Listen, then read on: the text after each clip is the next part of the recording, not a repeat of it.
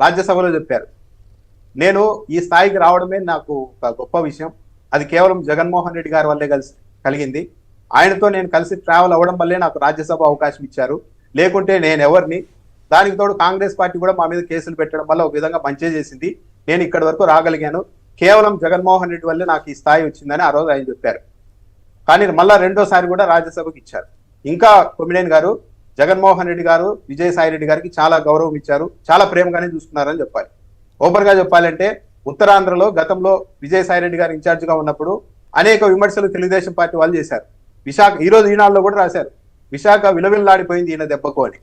అయినప్పటికీ కూడా ఎన్నికలు అయిపోయిన తర్వాత మళ్ళీ ఉత్తరాంధ్ర జిల్లాలకి పంపించారు. అంటే విజయసాయి రెడ్డి గారి మాటని జగన్మోహన్ రెడ్డి గారు ఒక స్థాయికి మించి కూడా గౌరవిస్తూ వచ్చారు. అలాంటిది ఇప్పుడు హఠాత్తుగా ఇలా వదిలేసి, పార్టీని వదిలేసి నేను వెళ్ళిపోతున్నాను, నాకు ఎలాంటి ప్రలోభాలు లేవు. ఇంకో విషయం కూడా ఎక్కడో ఈయనకు గ్యాప్ ఉందేమో అనడానికి కొద్ది రోజుల క్రితం ప్రెస్ మీట్ పెట్టి మరి ఒక విషయం చెప్పారు.